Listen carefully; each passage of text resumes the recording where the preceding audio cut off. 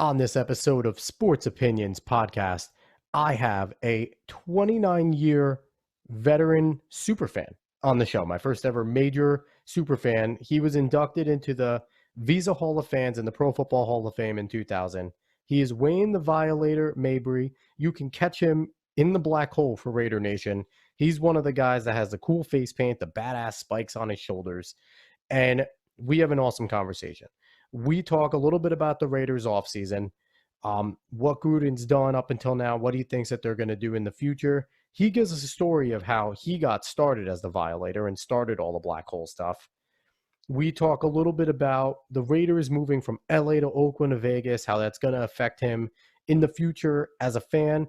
And then we talk about the rising ticket prices and how that affects families, including him, because unfortunately, the Violators' attendance is in question now that they're over in Vegas. So without any further ado, enjoy the show.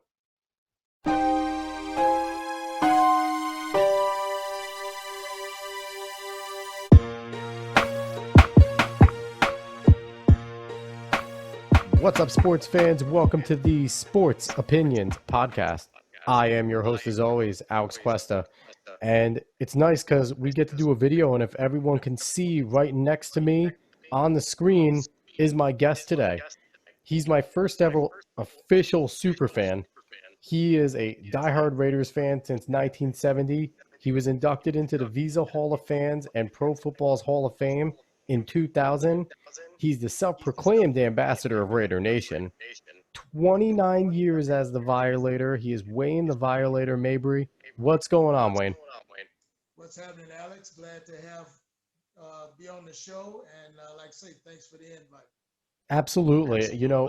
I like to take shots in the dark when I message people and, try to I message anyone that I see that I would think would be interesting to come on the show. And it's always cool when I get a response back. So when I messaged you and you responded back, I was like, that's pretty damn cool. That's what it's about, man. Networking and planting those seeds. Absolutely. So first, I just want to start off. What got you started? Because you're one of those guys in the black hole. You have the badass shoulder pads, the face paint, all that. What got all that started?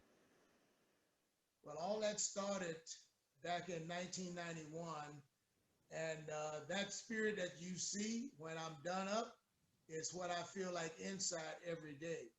But on game day, it's like a special occasion. So I let the world visualize what I'm feeling all the time. So, we're at the LA Coliseum, and, LA had a tendency to be more of a laid back crowd to me, as far as football go, because I came from the South and football was like religion.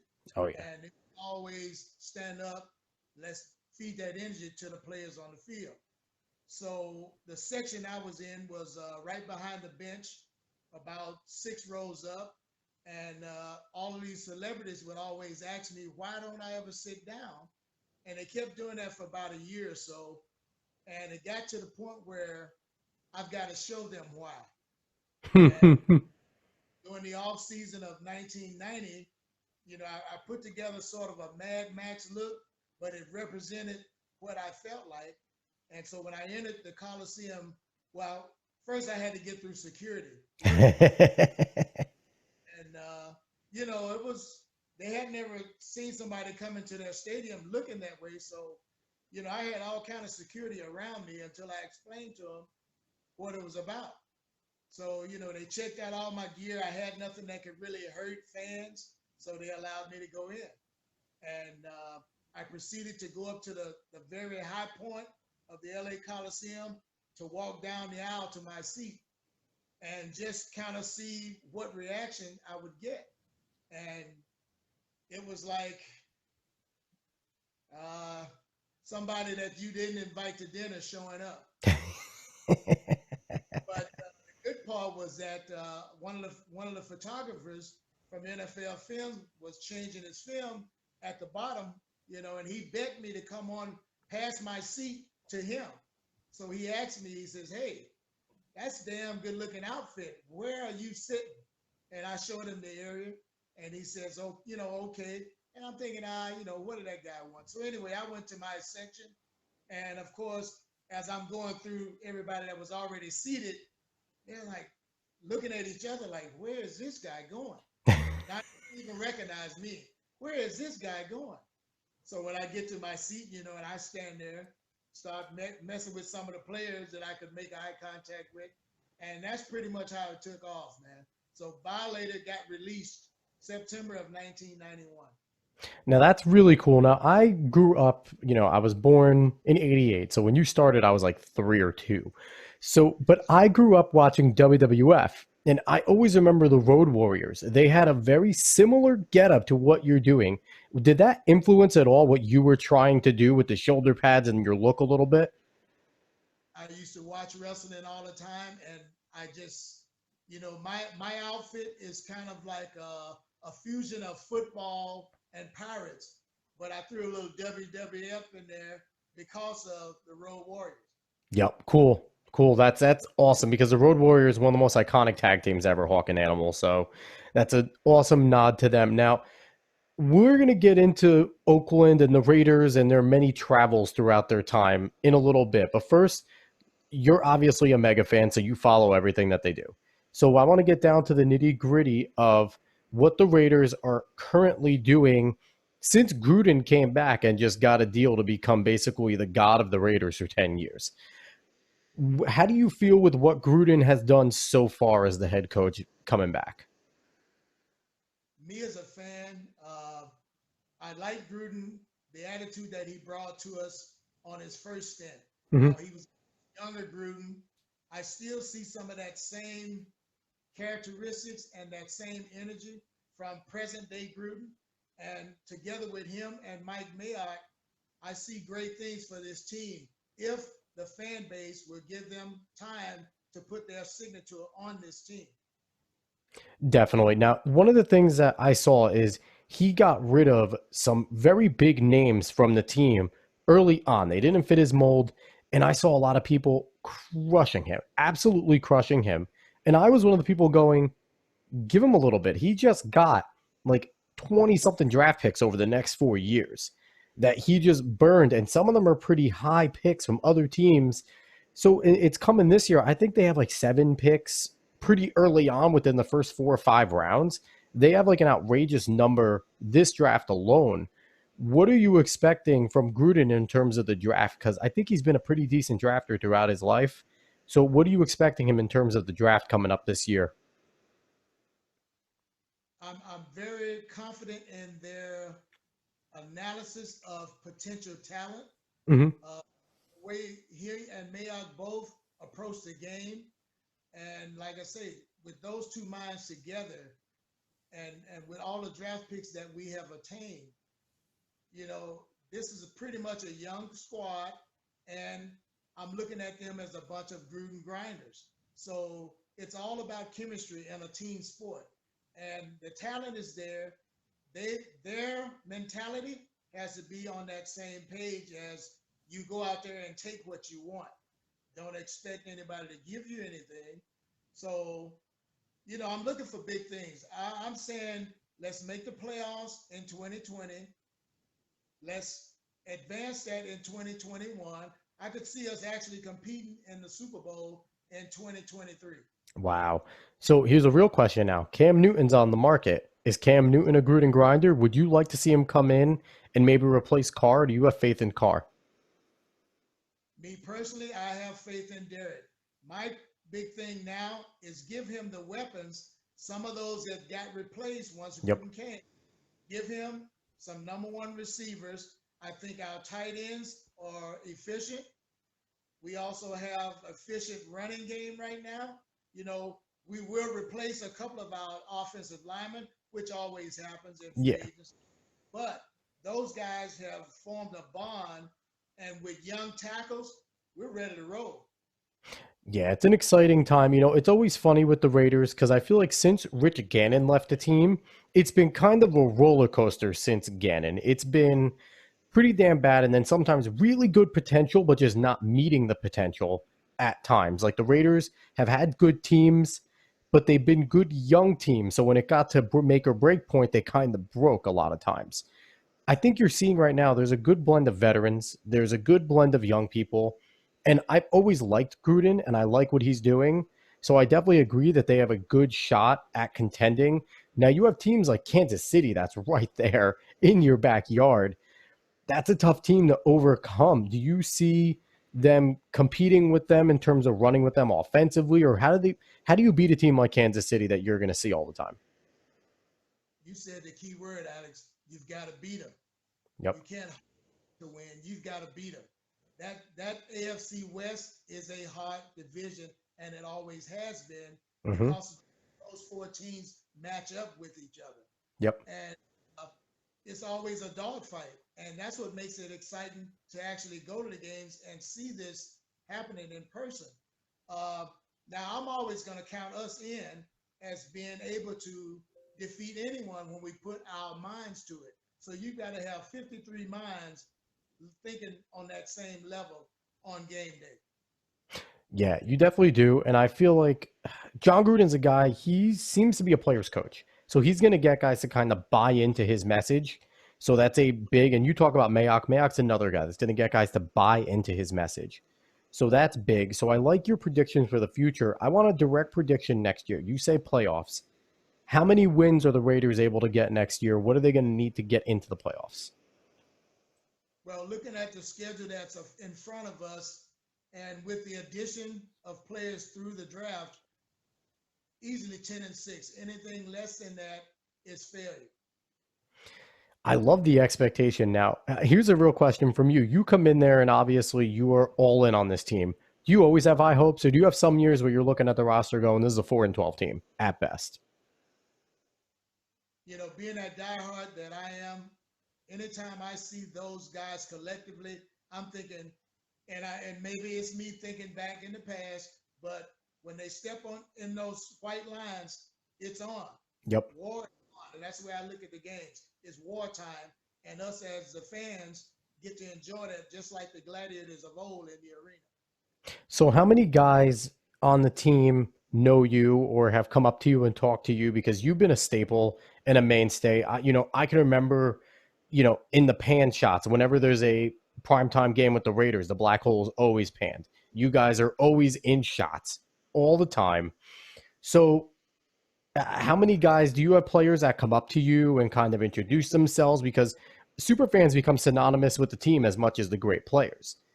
So do you have guys that you've met that you kind of have a cordial relationship with currently on the team at all? On this new team, there are a few. I would like to get to know them all personally. But I even have players from the opposing teams that come over and give me kudos from all the time that I've put in. It's badass, yeah. That's it's always nice to be acknowledged. Like everyone likes to be acknowledged for their hard work, and you did it kind of to trump up the crowd. And I'm a Jets fan, so we had Fireman Ed for a long time, and Fireman Ed did a very similar thing where he just kind of took on a persona one day, and it just stuck. The Jets chant started. He kind of pissed off Jets Nation when he abandoned us for a little bit, but he's back, and we fell back in love with him because it's just a guy that you associate the Jets with that type of guy now. So speaking of associations now, the Raiders have been associated with Los Angeles, Oakland, and now Las Vegas. What are your feelings about the move over to Vegas? From a personal standpoint, as a fan, I didn't like the move because of the fact that, to me, watching them as a kid, Oakland was Mecca. That was like sacred ground. Yep. And anybody that has ever been there and joined us tailgating will attest to the same thing. It's a special fellowship that you get when you come there. Not the belief that, oh, if I wear my team's jersey, that doesn't happen there. They always welcome you as a guest. And that's what I've been teaching for years. Treat these guys like they're your company. Yeah, and it's kind of it sucks that they bring in the two LA teams and it kind of pushes out now Oakland. Oakland was the odd man out when Oakland was one of the original Los Angeles teams. So it's kind of weird the way that happened. Do you think this Vegas move is going to work out? We saw the Vegas move in the NHL with the Golden Knights, and that seems to be going well. They were successful early, so they built up a fan base. The key to this is going to be, like you said, the Raiders being successful pretty quickly now. Do you think this is going to work out? Do you think this team's going to be able to be successful enough to build a base in Vegas and have the base from Oakland kind of travel as well? Let's break that up into two parts. Now, Let's as do far it. as it goes, all we can do is hope and pray as fans that the team will gel for one and then become successful, learning how to win and take these close games like the ones that we lost last season. Yep. Now, as a fan base, I don't think that'll be a problem other than maybe the price of admission, so to speak. We have a worldwide fan base, and wherever that team goes, we're there. So do you have season tickets already? Do you kind of have permanent season tickets to wherever the hell they go? I wish that was the case, Alex. I've been a season ticket holder since around 87. And with this last move, it was like I got evicted because I could never afford to be in that same spot in the new stadium. So my wish is that some corporation or someone will come through and figure out a way to get me in there so I can continue doing what I'm doing as an ambassador. Now I'm curious. So it didn't seem like that was a priority of the franchise to make sure that the black hole, the members of the black hole will be able to continue to be down in their corner, because it will be really, really weird, number one, to not see a black hole, and number two, to not see the familiar faces that we've seen for the past few decades there, because we know all of your designs. Everyone could pick out each of you guys separately. You're kind of like, in the least disrespectful way, you're kind of like Kiss. Every one of you has your own thing going on up there. So, but overall, so that didn't seem to be a priority of the franchise, to really make sure that they have their biggest ambassadors and some of the biggest fans in all of sports. You guys are known, doesn't matter what type of fan of what sport you are. Everyone knows the black hole. So that wasn't a priority of theirs at all. You see that? Well, I for one can't really speak on that, not knowing what their mindset is. But I'm saying, as it currently stands, some of my brothers and sisters have bought tickets or bought, the PSLs and the season tickets. But I knew for one that, I couldn't even touch where I was. So it was, and I'm retired at this point too. So my income is fixed. I don't have the luxury of having flexible money Yep. to invest like that. So to me, it was an end of an era when they moved from Oakland. Now, if I'm not able to attend, that'll be an end of an era for me. And I guess my next trek will be to hit as many road stadiums as possible. That would be cool to kind of bring the black hole mobile, but we need to start something. We need to do like a save the black hole movement. This needs to get going, because it would be sad that not only if you guys, the old guard can't be there, but it can't be cool enough where you guys could start passing it along to some of the younger generation so they could take your spot eventually. So that was on to one of my other questions. It seems like your attendance is in question now. How long of a drive is this for you to go from where you currently live over to Vegas to attend home games? It's a 3 hour drive as opposed to 6.5 from my house to Oakland. I mean, it's gonna be interesting, and it'll be a sad day if you can't go, and your other brothers and sisters in the black hole can't go.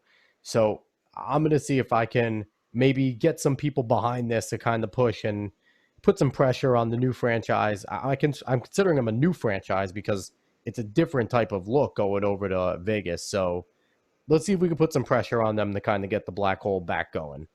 Now, you're talking about the rising prices. One of the things that you definitely wanted to acknowledge in this show is the rising prices and making it difficult for families to go. Now, this has been a problem forever. When I was younger, it was a lot easier to go to a game, and it was still expensive then. But now, I'm over here in New York. I grew up in Jersey. If I want to go to a Jets game and get the full experience, if I'm not willing to drop close to $500-600 at minimum between tickets, parking, wanting to eat while I'm there for 4 or 5 hours, that's a minimum. If I'm not willing to drop almost a paycheck, you can't go to a game, especially, and if you want to take a family, you're probably looking at closer to $1,000. So it's pretty ridiculous to go see a sporting event. Is it smarter at this point to just look at your flat screen and stay home to watch these games? Like, is that, I know that the being there is different, but is it worth $1,000 to be there? To me, if I had $1,000, Alex, I would gladly spend it every week. For me, being there is part of the therapeutic part for me. Uh, you you can't get that same experience on the flat screen. You can't get that same experience at a bar. You have to be there, and we call it just feel the atmosphere of game day and the whole fellowship with the opposing fans. It's nothing else like it. It is fun. I've been to some memorable games. I've seen some memorable things happen at games, so I do have to attest to being there. And it's something about football where you're going there. You're in Oakland, so you're a little spoiled. You guys don't really do freezing. You do cold, but you guys don't do freezing. There have been times where I've been over at Giant Stadium before it was MetLife. I knew it was going to be snowing. I knew it was going to be freezing, but I made sure to get there to go watch a Jets game knowing they were probably going to lose, but I wanted to go there to watch that Jets game. So, there's something about being there. Now, what is the way to fix this? Because I know one of the things Art Blank for the Falcons did a great thing in the Georgia Dome.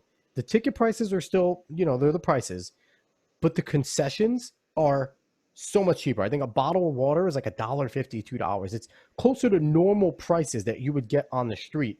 A hot dog is like $5 as opposed to nine something.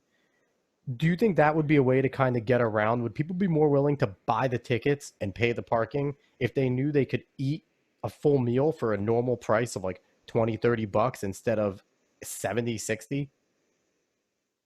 Here's my take on that, Alex. Raider fans are like, we're gonna tailgate and eat before we go in. Yep. Concessions aren't really, other than purchasing of alcoholic beverages per se, is the biggest thing. As far as being hungry in the game, very seldom will you see that happen because when you come out to our tailgates, it's almost like a smorgasbord, you know, for lack of a better term. You can get any type food that you like to eat. And but the thing is, we also understand, Alex, that this is business and it's a big business, and it has been forever. And actually, want to say I've been honored just to be a part of that history, so to speak. You know, for 29 years as the Violator, and over 30 just as a fan attending games. But to see it all in, it's like a turning point in my life right now because I don't know how it's really going to turn out. I'm just leaning on my faith that something will come through, maybe at the 13th hour. All I need is a phone call and, you know, two tickets, and I'm there. So if this does come to an end, if it sadly does come to an end, are there going to be any hard feelings towards the franchise? Or is this still going to be your team? Are you still a diehard Raiders fan? Are you going to sit your butt down on a lazy boy now every Sunday and watch every game? Never the one to sit on my lazy boy. I've got too much too much energy on game day for that. It's very hard to actually sit and watch a game. I usually end up standing just like I do when I'm at the game in person. But if it doesn't come through, that's still my team in this life and the one after. Um, like I say, I will just have to find ways of getting my custom RV that I've been dreaming of for 30 years, doing like John Madden did, although I want to be my own driver and drive to each stadium, take the show on the road, so to speak. That would be cool if we could do a Violator stadium tour and, hopefully call ahead to every stadium so when they see you coming in all decked out with all your pads, they won't stop you and you won't have to go through the security checks like crazy. So I want to jump into some of the other things that you said you enjoyed. So boxing, you're a big boxing fan. How did you feel about the last fight between Fury Wilder? Did you get a chance to watch that fight? I watched that one, and what I saw was the underdog being Tyson Fury after that loss that he had, making up his mind during his training camp or whatever, that that wasn't going to be a repeat occasion, occurrence. And from the moment you saw him in the dressing room all loose, that said that guy's ready. So consequently, you saw Wilder come in with his game face on, but in his mind, we'll never know what's going through his head. But when he got in the ring and felt some of the power that Fury brought, along with that 43 extra pounds, you could see his legs buckling. Yeah. That's a man, and he's a boxer too. So it was a great match. Were you buying, I thought Wilder was going to win too, but were you buying the whole thing? I was wearing 40 extra pounds on the walk in and that made me tired. But like, man, don't wear 40 extra pounds then. Like, who is that on? That's not an excuse to me. Like, that's a terrible, just say you lost the fight. I'm a train. We're going to go round 3 and I'm going to take 2 out of 3 and show I'm the best. Like, I hated that excuse. I couldn't stand that. That's the thing with sports addicts. In sports, the fans from either side really, at the end of the game, we don't really want to hear excuses. Excuses won't fix that cracked egg. And like I say, once an egg's cracked, you may as well make an omelet. I like that phrase. I like that phrase. You got to make the omelet. Cheese omelet? You throwing in cheese in that? Cheese omelets are delicious. Gotta have some cheese with it, brother. There you go. So last but not least, before we close this out, you're a Lakers fan. How did you feel about LeBron coming over with AD? Did that just make you jump out your seat as well, just seeing all that happening? I'm already thinking like, okay, here goes another championship. But it's always about your supporting cast. And from the looks of it, they have a pretty well established bench, if you would call them that. Yep. Guys come in, and you've seen games that LeBron's hasn't been able to go, or AD hasn't been able to go. The next man up is that cliche that we hear in sports. That's what you see there, and it's about their chemistry. You've got a band of brothers in any sport that you play, team sport, and the chemistry can outweigh talent or coaching at times. It's that will to win, as Al used to say. Definitely. Now, unfortunately, I didn't want to mention COVID-19 too much, but it's a reality. It's what we're going through right now with all this stuff, this craziness. Right now, the NBA is on a hiatus. They are determined to finish the season, play a championship.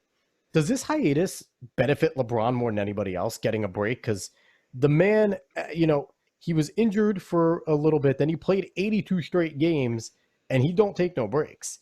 Is this benefiting LeBron more than anybody else in the NBA? You better know it is. The rest on that body, you can't buy that.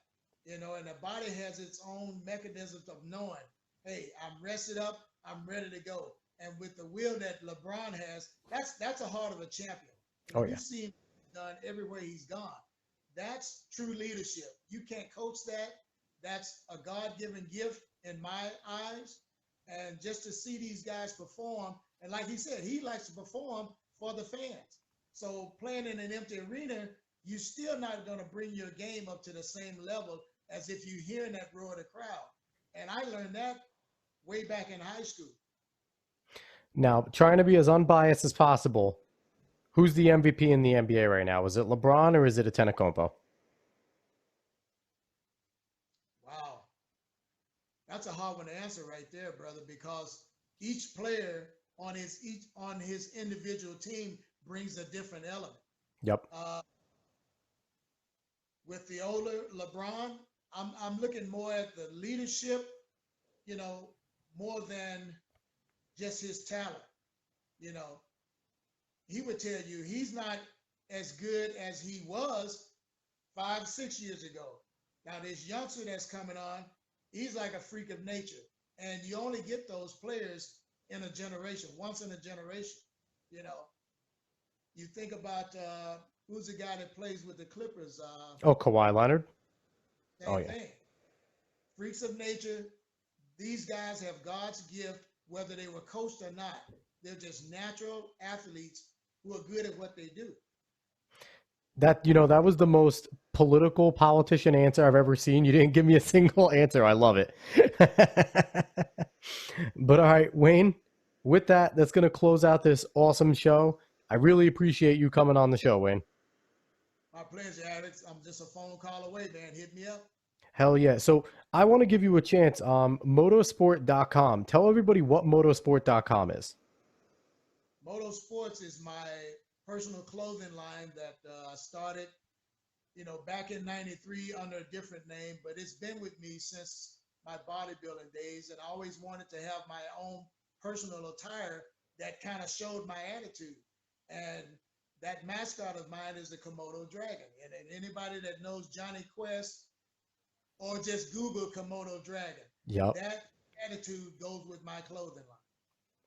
That's really cool stuff. Now, Wayne, are you social media active? Do you have anywhere where people can find you in that way, or?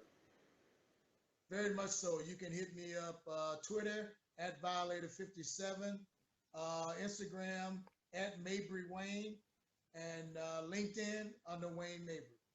Fantastic. So again, with me right now, he is super fan of Raider Nation, the ambassador, 29 years as the Violator. Um, God, I hope that next season we can see him on prime time as they pan through the black hole and we see him leaning over, screaming into the camera like we've seen for many years. I'm hoping we can get that going. He's Wayne Mabry. Awesome guest, Wayne. Again, thank you so much. I'm Alex Cuesta, Sports Opinions Podcast. You can find me on Twitter and Instagram at A_Cuesta30. Sports Opinions on Twitter at Sports Opinion 30. Instagram Sports Opinions 30. Find us on Facebook by searching us. Hear this podcast anywhere you can hear one. You can watch this one on YouTube too. You could see my, whatever face and Wayne's beautiful face over there, smiling over at everybody. And overall, hope everyone enjoys this. I hope everyone's staying safe. Wash your damn hands. And as always, enjoy the day, enjoy the show. Have a good one, everybody.